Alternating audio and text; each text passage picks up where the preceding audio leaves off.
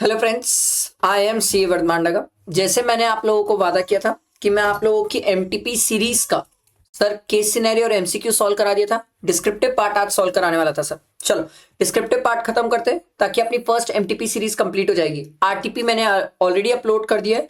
LDR question और top 96 questions already uploaded है। नहीं देखे हो देख लेना। चलो लेट्स स्टार्ट। बड़े क्वेश्चन में नियम ये है सर, पहले नीचे आके पढ़ो हमसे चाहता क्या sir. From the information given above, you are required to compute the minimum net GST payable in cash for the month of January. ठीक है, जनवरी मंथ का आपको निकालना है sir GST payable in cash. ठीक है, कुछ चीजें तो अपन पढ़ सकते हैं sir. All amount are exclusive of taxes wherever applicable. Rate of GST 9918 है for inward and outward supply. और टर्नओवर दिया हुआ है 180 लाख प्रीवियस फाइनेंशियल ईयर में। मतलब ये छोटा आदमी नहीं था, ये बड़ा आदमी था सर। ठीक है, कंपटीशन वाला नहीं है सर। देखो, शांतुलिन limited, a registered supplier under GST in the state of Kerala, is engaged in providing bucket of goods and services other than renting of car. Renting of car की सर्विसेज नहीं देता है। ये बंदा रजिस्टर्ड है और केरला का है, ध्यान रखना। It provide the following information for the month of January sir. ठीक है, distributed 1000 free gift electronic item worth 5000 each purchased from unregistered local dealer to its customer within Kerala in the month of January to promote sale। समझो मेरी बात sir, मैंने customer को free में goods दे दिए sir. Sir schedule 1 में तो तब आता ना सर जब परमानेंट ट्रांसफर और डिस्पोजल ऑफ बिजनेस एसेट होती, where ITC has been claim. Sir free gift के केस में सर सिंपल सी बात, पहले तो सेक्शन 17(5) ब्लॉक करके रखा है क्रेडिट को। और सर आगे हमने सर किसी से कंसिडरेशन लिया नहीं है सर, तो इस पे जीएसटी की बातें नहीं होगी। Supplies the consignment of goods in a territorial water to a Indrajit enterprises. ठीक है, the set territorial water is located at a distance of 11 nautical miles from the baseline of state of Kerala and 12 nautical miles from the baseline of state of Tamil Nadu. हमने बोला था sir, अगर आप territorial water में supply करते हो तो उस केस में सर हम टेरिटोरियल वाटर से नियरेस्ट कोस्टल लाइन देखते हैं। और नियरेस्ट कोस्टल लाइन सर क्या है sir? State of Kerala. Sir हम केरला के हैं, स्टेट ऑफ केरला हमारा प्लेस ऑफ सप्लाई है सर। तो क्या लग जाएगा सर? सीजीएसटी और एस लग जाएगा। 99% आप चार्ज कर लेंगे सर। समझ आया? आगे देखो, advance receive during the month for future intra state taxable supply. Advance of 2,10,000 were related to supply of goods. Sir हम ना एक बात पढ़ के आए sir, time of supply chapter में हमने ये बात पढ़ी थी सर कि गुड्स से रिलेटेड एडवांस में टाइम ऑफ सप्लाई नहीं होता, सर्विसेज से रिलेटेड होता है। तो इसमें 2,10,000 माइनस कर लो, बचा 4,90,000। 4,90,000 में सर इंटरेस्ट रेट है तो 99% आप कैलकुलेट कर लोगे। समझ आई बात? आगे बढ़ते हैं। Provide pure labour services of construction of single commercial unit. नहीं सर, सिंगल रेसिडेंशियल यूनिट होता है तो सर हम एग्जेम्प्ट करते हैं सर, बट ये तो कमर्शियल है सर, तो commercial is not exempt sir. Commercial taxable है सर। सर टैक्सेबल किस रेट से होगा सर? देखो sir, located in Mumbai. Sir Mumbai में लोकेटेड है सर। प्रॉपर्टी के बारे में कुछ डिटेल दिया नहीं है सर। 12(3) अप्लाई कर लेते प्लेस ऑफ सप्लाई का। मैंने आपको एक बात वैसे भी सिखाई है, जब तक कभी किसी क्वेश्चन में इंटर इंट्रा ना बोले आपको हमेशा प्लेस ऑफ सप्लाई सोचना है। तो प्लेस ऑफ सप्लाई यहां पर भी सोचना होगा। और प्लेस ऑफ सप्लाई 12(3) के हिसाब से जहां पर इमोबल प्रॉपर्टी लोकेटेड है और इंटेंडेड टू बी लोकेटेड है। सर कहां लोकेटेड? सर मुंबई की बात है, मैं केरला, प्रॉपर्टी मुंबई, तो सर हो गया आईजीएसटी 18%। समझ आ रही कहानी? आगे बढ़ते हैं। Monthly rent paid to Kerala state government for an office taken on rent. Very nice sir, हमने ऑफिस किससे लिया? सर गवर्नमेंट से लिए सर। अगर आपको थोड़ा सा याद है तो देखो सर, शांतनु है रजिस्टर्ड सप्लायर है सर। अब एक मस्त वाली बात समझाता हूं सर। हम पढ़ के आए हैं आरसीएम, और आरसीएम में हमने ये पढ़ा था सर कि अगर गवर्नमेंट रेंटिंग की services to a registered person provide करती है तो आरसीएम अप्लाई होता है। तो इस केस में सर आरसीएम अप्लाई हो जाएगा। पहला समझ आया? क्लियर हुआ सबको? ठीक है, केरला की कहानी है सर, 99% लगा लेंगे आप।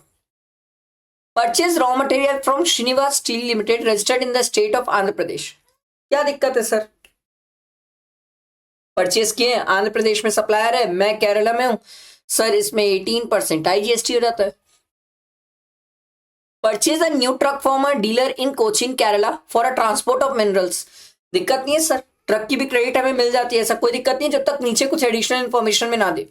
और नीचे पढ़ते, during the course of arranging and filing document, the accountant of Shantanu Limited observed that an invoice of 96,000 dated 2nd December of the last year was to be omitted in the books of omitted to be recorded in the books of accounts, and no payment was made against the same till the end of January.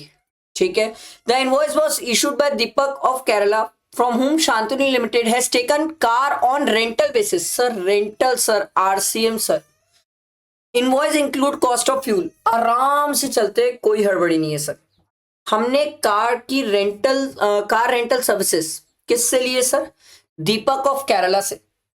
Sir Deepak individual, मैं registered हूं sir, ठीक है, पहली बात तो ये है sir.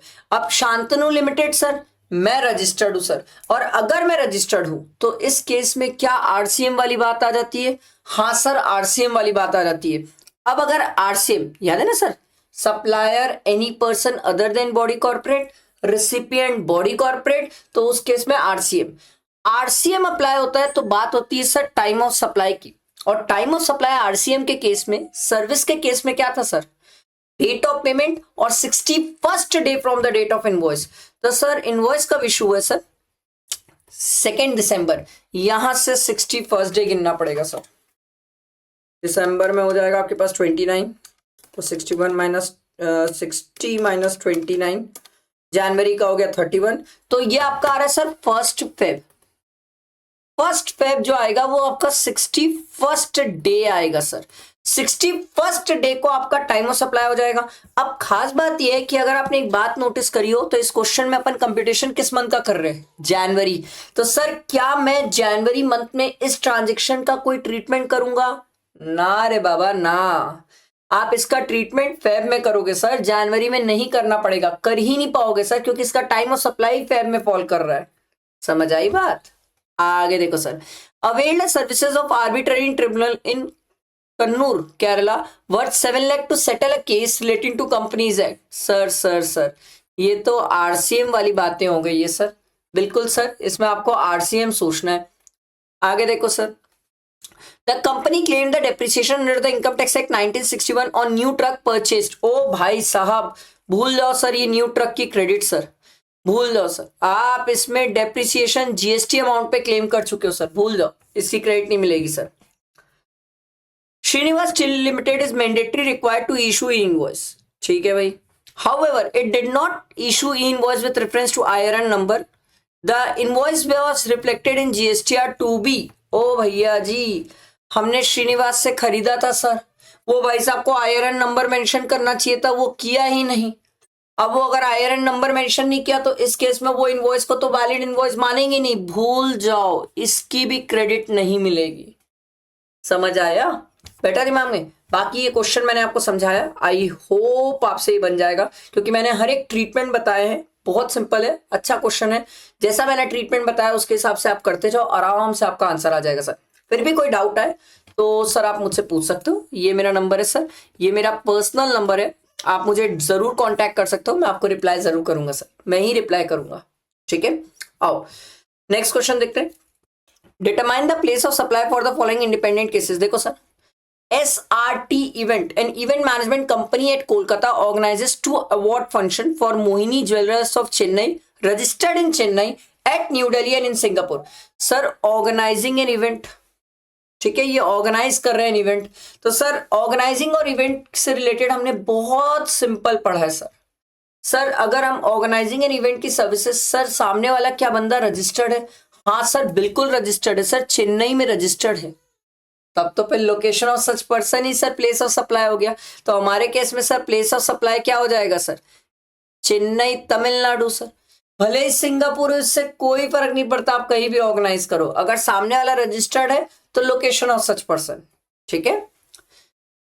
Joyful planners Bengaluru Karnataka is hired by Srishti unregistered person in Kochi Kerala to plan and organise her daughters wedding at Mumbai Maharashtra. Sir हम अब भी पढ़े सर, अगर सामने वाला रजिस्टर्ड हो तो sir location of such person.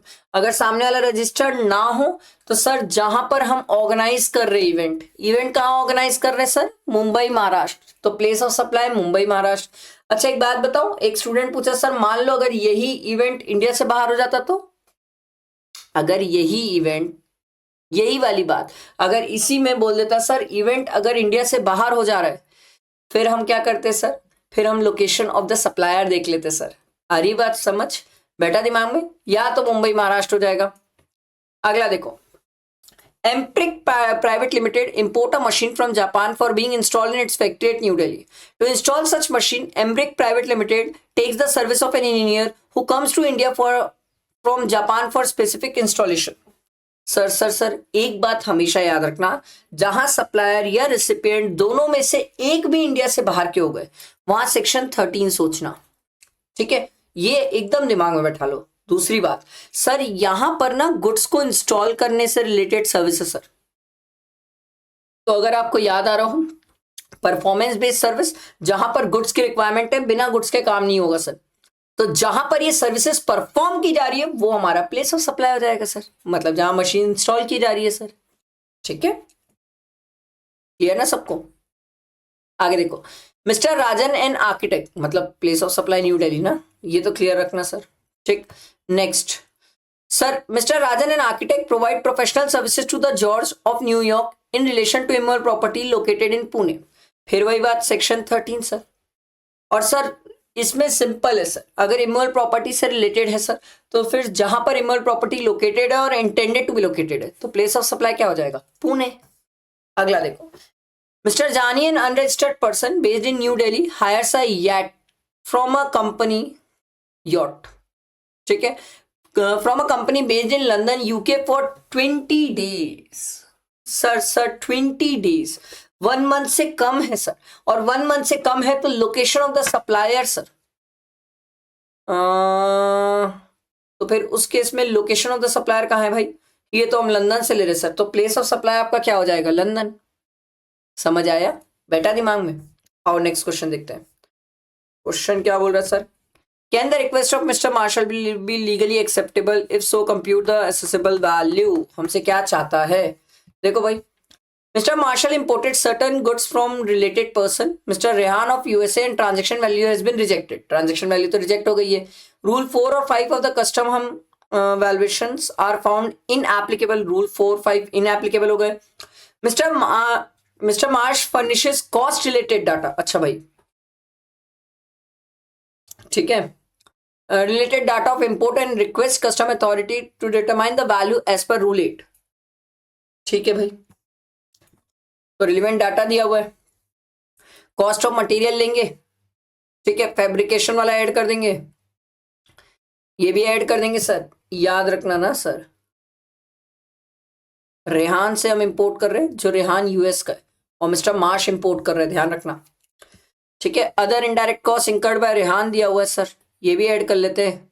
Freight from Rehan to US port, ये भी ऐड कर लेंगे। लोडिंग चार्जेस दिया हुआ है सर आपको एट यूएस पोर्ट है तो ऐड कर लो सर, ठीक है। Net profit margin of mister Rehan is 20% of FOB. ओ भाई साहब, 20% of FOB means 25% of cost. अब आपको टोटल कॉस्ट निकालना पड़ेगा सर, तो टोटल कॉस्ट कैसे निकालोगे? 2000 ठीक है, प्लस 1000 प्लस 400 प्लस इसके बाद क्या बचेगा? 250। इतना तो उसने खर्चा इंकर किया सर, तो कितना आ जाएगा? 2000 प्लस 1000 प्लस 400 प्लस 250, ये आ जाएगा सर 3650। प्लस और भी तो कॉस्ट लगी है सर, उसकी कॉस्ट लगी है एक तो फ्रेट का और लोडिंग चार्जेस का सर, 250 प्लस 100 सर, तो ये आ जाएगा प्लस 250 प्लस 100, ये आ जाएगा सर 4000। ये टोटल कॉस्ट आई है सर, और हमने क्या बोला सर? 25% ऑफ टोटल कॉस्ट इसका प्रॉफिट मार्जिन, तो 1000 इसका प्रॉफिट मार्जिन आ जाएगा, 4000 का 25% सर, तो टोटल कितना हो जाएगा सर? 5000। ये 5000 एफओबी वैल्यू हो जाएगी सर, ठीक है, ये एफओबी वैल्यू हो जाएगी 5000। अब सर एयर फ्रेट है तो 5000 का 20% जो कि 1000 आएगा, और इंश्योरेंस का तो 50 आप ऐड कर लोगे, और ये 5000 प्लस 1000 प्लस 50, ये 6050 इंटू 70 कर लोगे। समझ आया? बैठा दिमाग में? The custom authorities are of the opinion that since the value as per Rule 7 of the custom valuation, determination of value of imported goods can be determined at 4 lakh, there is no need to apply Rule 8. Sir क्या हम interchange कर सकते हैं? Yes sir, हम request करके rule 8 भी apply करवा सकते हैं, ये हम पढ़े हैं सर। ठीक है, ये तो हो गया हमारा। और नेक्स्ट क्वेश्चन में देखो, चलो नेक्स्ट क्वेश्चन देखो, नीचे आके पहले पढ़ते हैं क्या बोल रहे हैं।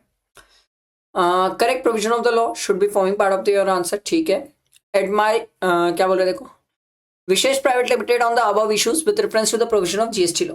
पढ़ते हैं सर, देखो, Vishesh private limited of Chennai Tamil exclusively manufacture and sell product O2C which is exempt from GST notification with certain taxable supplies. The company sell product O2C only within Tamil Nadu and it is registered under GST under regular scheme. Further, all the inward supplies of the companies are taxable under forward charge. ठीक है, ये registered है ना, याद रखना भैया जी, ये registered है। ठीक है, ये चीज का ध्यान रखेंगे आप, ये रजिस्टर्ड है, नहीं तो पता चला यही भूल गए तो गए। सर ये रजिस्टर्ड है। The company expects the sales to grow in the current year. Owing to the growing demand for the product, the company decided to increase its production capacity and purchase additional machinery exclusively used for manufacturing O2C on 1st August. Sir नई machinery purchase किया। ठीक है, कब के लिए sir? 1st अगस्त में। ठीक है, the purchase price of the machinery was 45 lakh.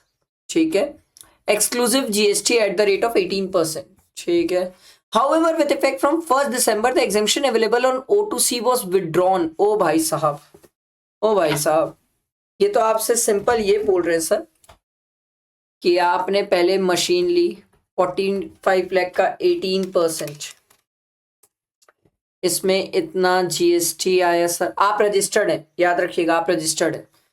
पहले आप इसे एग्जाम पर्पस के लिए यूज करते थे, आपने अगस्त में खरीदा था, तो अप्रैल मई जून जुलाई अगस्त सितंबर एक क्वार्टर, और जुलाई अगस्त सितंबर अक्टूबर नवंबर दिसंबर दूसरा क्वार्टर। तो sir minus 45 lakh into 18% into sir 2 quarter, ध्यान रखिएगा सर, 2 क्वार्टर इंटू 5%। प्रोपोर्शनेट हम रिवर्स करते क्रेडिट, तो 45 lakh into 18% into 5% into 2 quarter, ये आ रहा है सर 81,000।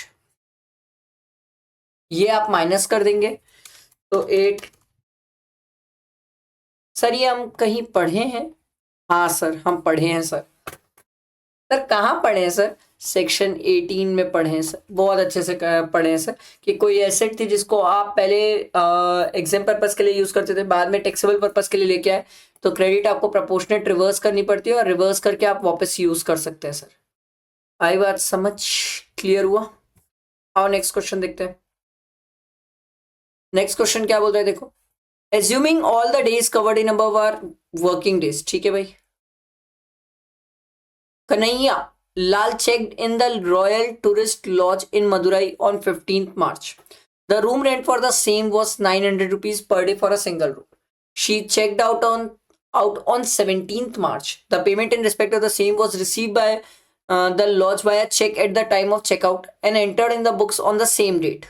ठीक है, The lodge decided to issue an invoice on the same date when the amount was credited. जब amount credit होगी तब इनवॉइस इशू होगा, अभी इनवॉइस इशू नहीं हुआ है। अभी अगर आप बोलेंगे तो सर्विसेज प्रोवाइड कर दी गई है। ठीक है, सर्विसेज प्रोवाइड कर दी गई है। पेमेंट की डेट के लिए हमें लड़ना है सर, क्योंकि अभी क्रेडिट किस दिन हुआ है बैंक अकाउंट में ये हमें पता नहीं है sir. The lodge of the hotel room was excepted up to 1,000 rupees earlier, became chargeable to tax on 18th March. 18 मार्च को चार्जेबल टू टैक्स हुआ।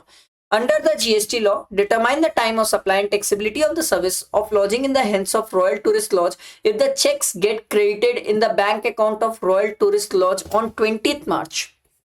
सर जिस दिन से टैक्सेबल हुआ, क्या उसके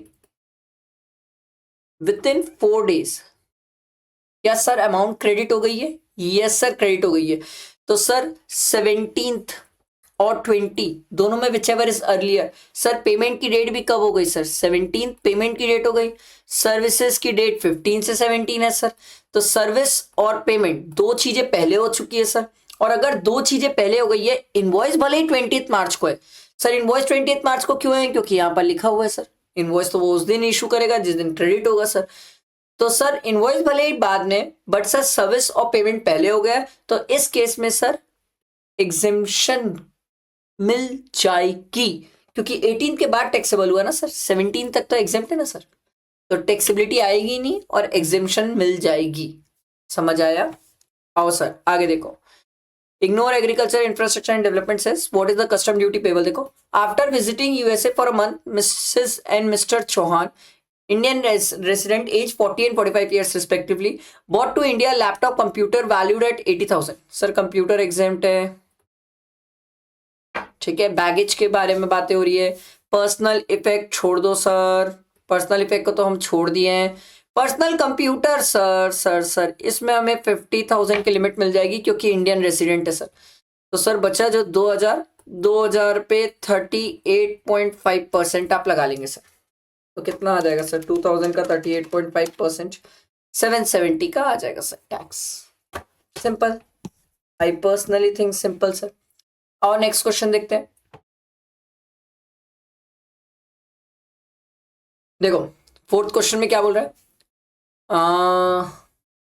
ROL is registered under GST in the state of Karnataka as an e-commerce operator. ठीक है भाई, मतलब आपसे सेक्शन 52 और 95 सोचवाने वाले हैं सर. तैयार हो जाओ. It owns and operates a web portal which supplies various goods and services on behalf of various sellers, service providers to its ultimate customers. Detail of the supply is undertaken through ROL in the month of October. October month हमारे काम का है sir. R is under. Supply of goods worth 1,47,500 including GST. पहले तो GST हटाओ sir. GST का percentage कितना है? GST का परसेंटेज ये लिखा हुआ है सर. सर 9918 है सर. 9918 सर. ठीक है. तो सर डिवाइडेड बाय 118 इंटू 100 कर लो. तो 1,25,000 का सप्लाई किया है सर. ठीक है. Registered supplier of Rajasthan to BMC limited Gujarat. Also goods for taxable value of 1,40,000 sold by ABC Rajasthan to BMC Gujarat in the month of September was returned back. ओ भाई साहब, return goods ज्यादा हो रहे हैं, सप्लाई कम है, तो उस केस में तो नेगेटिव फिगर है, मतलब अपन नील ले लेंगे. उस केस में आएगी ही नहीं बात TCS की. पहला पॉइंट. दूसरा देखो sir, value of services provided from 21st October to 30th October by way of transportation of passenger by motor vehicle by Suzlon Limited registered under GST in Karnataka to Xian Limited registered under GST in Karnataka amounted to rupees 5,50,000. तो sir ये बहुत simple सी बात है sir. इसमें ना हमें दो चीजें सोचना है. It includes 1,50,000 against transportation services provided by Omnibus. Omnibus से सर्विसेज कौन प्रोवाइड कर रहा है? सुजान लिमिटेड. सर क्या कंपनी प्रोवाइड कर रही है? हाँ सर. अगर कंपनी प्रोवाइड कर रही है तो आप 95 से बाहर हो जाओगे सर. तो इस केस में 95 से जब आप बाहर हो गए तो TCS एप्लीकेबल हो जाएगा. बाकी अदर केसेस में, अदर मोटर व्हीकल के केसेस में कंपनी वाला कोई किस्सा ही नहीं है सर. तो अदर के केसेस में आप TCS एप्लीकेबल समझो. 95 से बाहर, इसमें तो TCS. अदर के केस में सर अदर कितना बचेगा सर? 5,50,000 माइनस 1,50,000 सर कितना बच जाएगा सर? 4 लाख. 4 लाख के केस में आप TCS अप्लाई नहीं कर पाओगे, 95 एप्लीकेबल हो जाएगा. RCM वाला 95 एप्लीकेबल हो जाएगा. आई बात समझ सर? ओमनी बस के केस में कंपनी थी ना, इसीलिए हमने रिवर्स चार्ज 95 एप्लीकेबल नहीं किया. मोटर व्हीकल के केस में हमें कंपनी से कोई फर्क नहीं पड़ता सर. 95 के एंट्री याद होना चाहिए सर. 4 केसेस. ठीक है, आगे देखो सर, मिस सच्ची of Mumbai books a room for 3 days and 2 nights in Ashoka palace Jodhpur Rajasthan from Maheshwari resort, also an e-commerce operator registered under GST in the Karnataka. MRL is integrated with ROL with an agreement with Ashok Pels. Sir हम सीख क्या है sir, अगर supplier side e commerce operator अलग हो, buyer side e commerce operator अलग हो, तो सप्लायर साइड जो ई कॉमर्स ऑपरेटर होता है वो टीसीएस की बात करता है। तो सप्लायर साइड कौन है सर, यहां पर सप्लायर, ठीक है, ये एमआरएल तो सर बायर साइड हो गया, तो आरओएल जो है ऊपर, आरओएल सप्लायर साइड है, ये टीसीएस कलेक्ट करेगा। ठीक है, Ashoka palace is registered under GST in Rajasthan and raises an invoice of 1,50,000 to Miss Sachi and receive 1,45,000 from ROL for the same. Sir जितने का इनवॉइस रेज हुआ है ना सर, जितने की वैल्यू है ना सर, उतने में हम टीसीएस की बात करेंगे सर। ठीक है, ध्यान रखना। अच्छा, टीसीएस का रेट याद रखना सर, रेट में गड़बड़ मत कर देना, 0.5 या 0.2525 है ना, उसमें गड़बड़ मत कर देना। आई होप समझ आया होगा। ठीक है, हाँ ठीक, आगे देखो sir, you are required to advise elegant cosmetic limited with the issuance of e invoice. Sir ये वाला क्वेश्चन आप पढ़ना, मेरे को ये क्वेश्चन एकदम रट गया है सर। एक कंपनी है, ठीक है, उस कंपनी को ऑर्डर मिलता है, बहुत बड़ा ऑर्डर मिलता है, तो वो कंपनी ना अपने दो अलग अलग स्टोर से सप्लाई करती है सर, एक स्टोर से 55,000 का, एक स्टोर से 65,000 का। अब वो पूछती है सर क्या हमें सेपरेट ई वे बिल बनाना पड़ेगा? हाँ सर, आपको सेपरेट ई वे बिल बनाना पड़ेगा। चाहे तो ट्रांसपोर्टर उसको कंसोलिडेट कर सकता है, आप कंसोलिडेट नहीं कर सकते, आपको तो सेपरेट ई वे बिल ही बनाना पड़ेगा सर। आई बात समझ? और नेक्स्ट क्वेश्चन देखते हैं, नीचे क्या दिया हुआ है देखो, कैलकुलेट नियरेस्ट टू 1 रुपी, ठीक है, and assume 366 days in an year. देखो, you are required to compute interest payable by Mr Jatin under section 18 of the custom act 1962 on the amount of duty and the amount of security if any. देखना पड़ेगा sir, section 18 मतलब वो है sir जहां पर हम provisionally tax पे करते हैं सर। देखो, mister Jatin N importer has made provisional payment of custom duty of 2 lakh rupees under section 18 of the custom act on 17 July 2024 along with a security of 1 lakh towards provisional release of goods. Final assessment was completed. भैया जिस दिन final assessment complete हुआ है ना sir, यहीं से 3 महीना मेरे काम का है सर। ठीक है, and with a duty assessed as 50,000, the refund order of 50,000 and the order of release of security of 1 lakh was issued on the same day. ठीक है भाई, तो हमसे क्या चाहता है? हमसे चाहता है सर कि आप ये बता दीजिए, mister Jatin find a refund application. Sir देखो, सर हमें कितने का रिफंड मिल रहा है सर? हमें तो रिफंड मिल रहा है 50,000 का। जितने का रिफंड मिल रहा है सर, उतने में हमें इंटरेस्ट मिलेगा। जो रिलीज ऑफ सिक्योरिटी हुई है उस पर कोई इंटरेस्ट नहीं होता, रिफंड अमाउंट पे इंटरेस्ट होता है। ठीक है, filed a refund application on 20th October along with the necessary document. On pursuit of the refund application, proper officer found some deficiencies which were communicated to Mr. Jatin. Mr. Jatin has submitted the required additional documents and proper officer has issued an acknowledgement on 5th November 2024. Refund was made to him on 25th March sir. Refund तो इसको 25th March को हुआ है sir, तो 15th October से 3 महीना, 15 नवंबर, 15 दिसंबर, 15 जनवरी, तो 16th जनवरी से 25th मार्च दिन गिनते हैं सर। जनवरी में हो गए, ठीक है, जनवरी में 16, फेब में 28 प्लस मार्च में 25 और जनवरी, एक minute,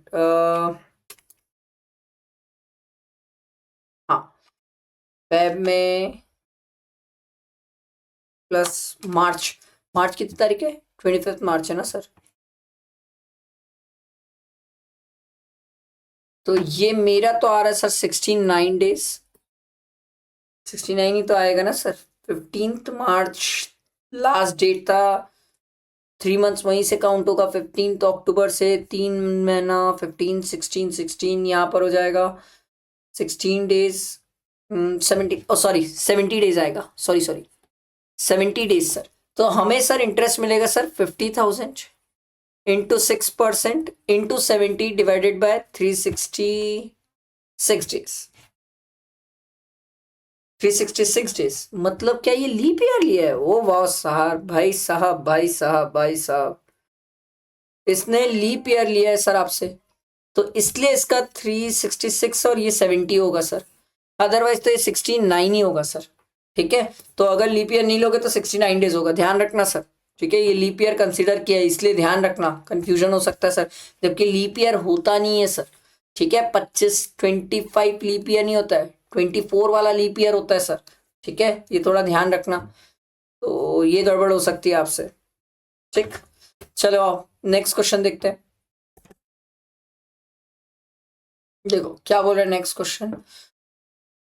Shubham intend to start selling certain goods in Delhi. However, he is not been able to determine कि वन क्या होता है।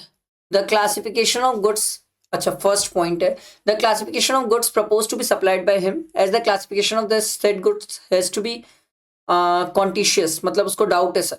The place of supply if he supplies the said goods from Delhi to buyer in the US, ठीक है, तो Shubham tax advisor has advise him to apply for the advance ruling. चलो भाई advance ruling, तो क्या प्लेस ऑफ सप्लाई के लिए advance ruling use हो सकता है? हाँ सर।